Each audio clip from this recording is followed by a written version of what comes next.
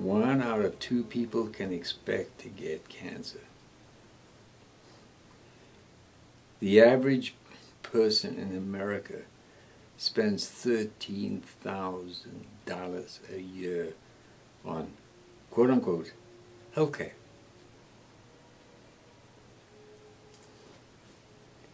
And the cost of healthcare has gone up dramatically over the last 10 years. Anyway, read that, because it's an eye-opener. It's mind-blowing, and it's thoroughly disgraceful. And yet, it is utterly predictable. Because the healthcare system is designed to profit from illness. That's what it's designed to do. Your illness. So you have to get out of that system too. The medical system. And I talked about that at length in earlier episodes. Now, to continue. The bank bail-ins are now being contemplated instead of the bank bailouts. The low and middle income groups, which are invariably indebted, will not be the main target. The appropriation of bank deposits would essentially target the upper middle and upper income groups, which have significant bank deposits. The second target will be the bank accounts of small and medium-sized firms.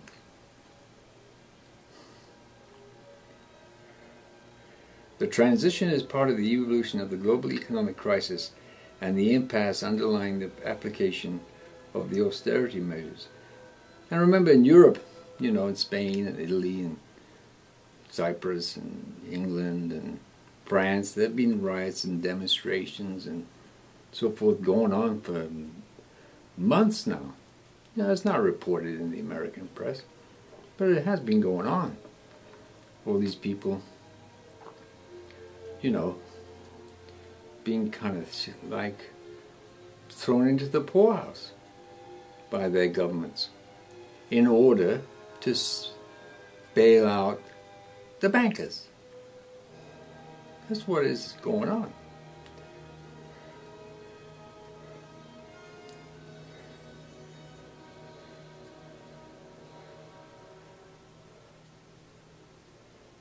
The purpose of the global financial actors, meaning the Bank of International Settlements, the central bank of all central banks, and all the central banks, of course, and the IMF, and the too big to prosecute banks, is to consolidate and centralize bank power and exert an overriding control over the real economy, the institution of government, and the military. Very clear. This guy knows what he's doing. I mean, he's drawn the proper conclusions. And I totally agree. And I've been saying this for some time. Even if the bail-ins were to be regulated and applied selectively to a limited number of failing financial institutions, credit unions, etc., the announcements of a program of confiscation of deposits could potentially lead to a generalized run on the banks. A run on the banks means, you know, people just go down there and say, I want my money out of there as fast as I possibly can. Which is what you should be doing. You know, I mean, you personally may not be a high net worth individual, but your family members may be. You may have relatives who are. So you should talk to them and point them to this if they haven't drawn their own conclusions, because it's pretty clear. I mean, it's not hard to understand what's going on.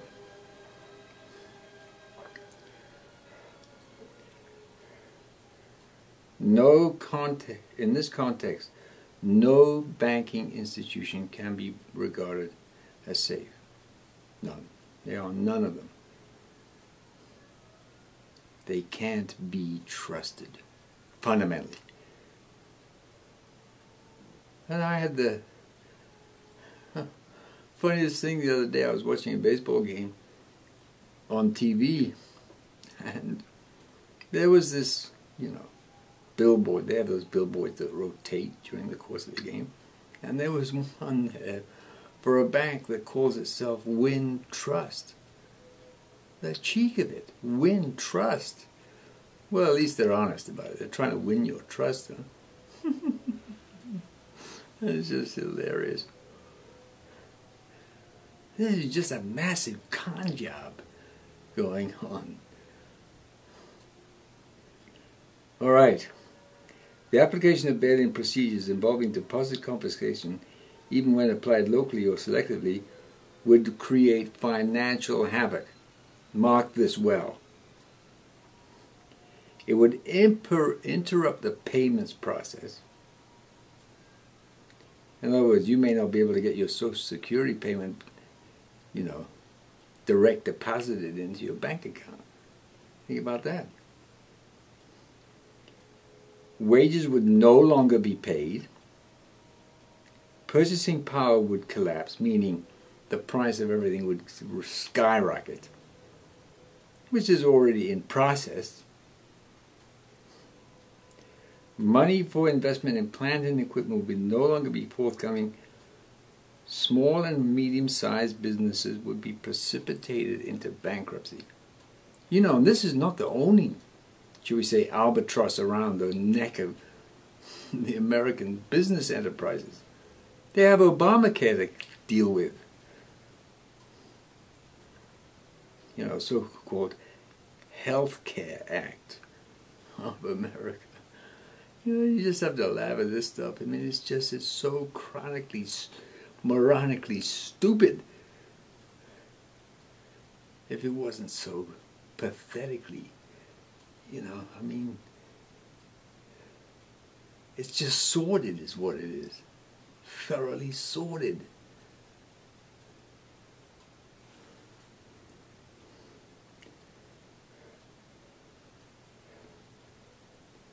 The application of a bail-in in the East European Union or North America would initiate a new phase of the global financial crisis, a deepening of the economic depression, a greater centralization of banking and finance, increased concentration of corporate power in the real economy to the detriment of regional and local level enterprises.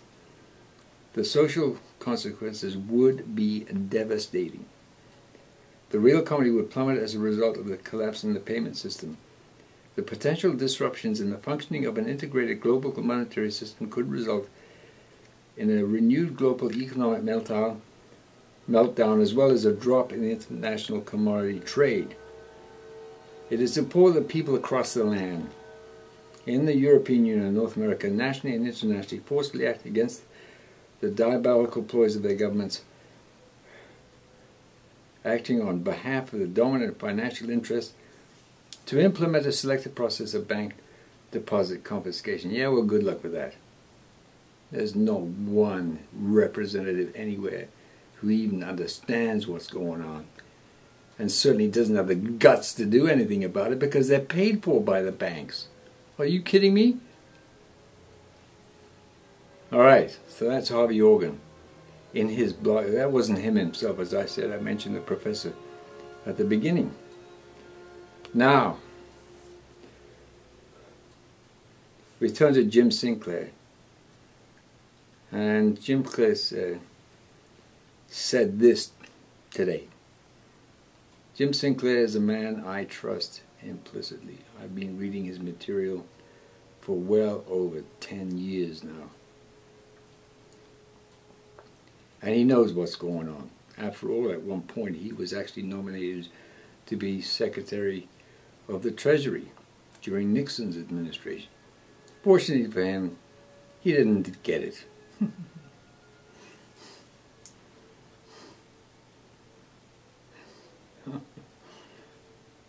Alright, so this is an interview done by Eric King of kingworldnews.com, another site I recommend you check in from time to time. He has many interviews with many of these savvy individual men and women who know what's going on and can tell you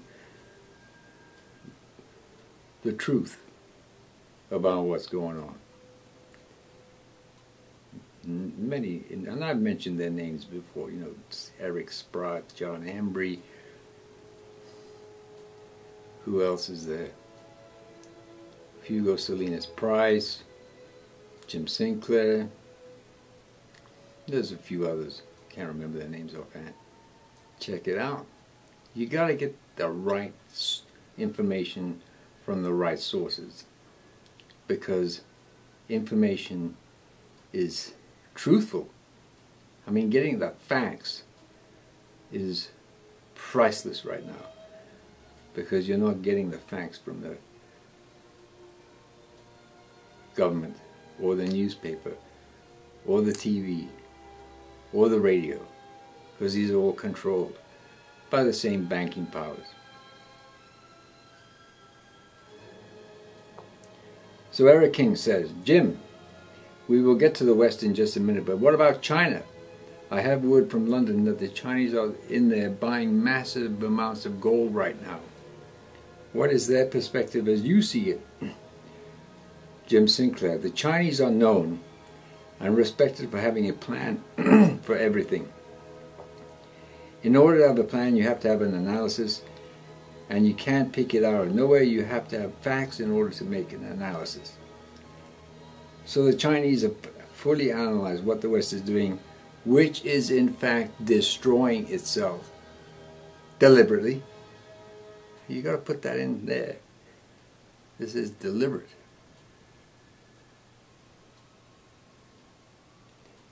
And they are taking appropriate offensive and defensive measures. The Chinese have said publicly and chastised the West continually for their laxity in terms of how they created internal demand for goods and services.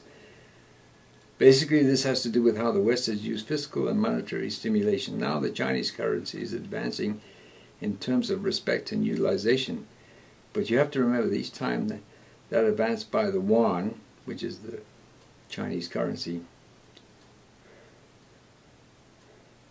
takes place, it takes place at the expense of the dollar. The Chinese see exactly what's going on. The Chinese know exactly where it's going to go, and they know the role of gold is going to increase significantly in the physical market. They also know that gold will eventually have a connection to the new financial system. What I am saying is the Chinese have the answer. This is what the Chinese know. This is what their plan is. No, I skipped a paragraph. Every time we go through a significant reaction in gold, which is brought about by Western manipulation, we give a gift to the Chinese. He who has the gold has the power. And the West has basically, since Greenspan, taken everything that the former Fed Chairman Volcker had won for the West, packaged it neatly and sent it to China.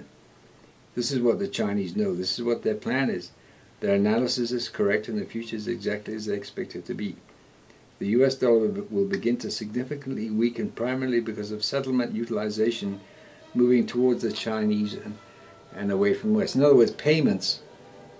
The Chinese have done a lot of, shall we say, bilateral agreements with various countries around the world to settle their trade in yuan rather than in dollars. That's what's happening. In other words, and I mentioned this, I think, Jim Willie has been talking about this for a long time. A new trading platform has been set which is designed to exclude the use of the dollar. That's what it's there for. And it's going to have a gold and silver backed element to it. This new trading platform. And I mentioned, I think last time, that they had already agreed amongst themselves that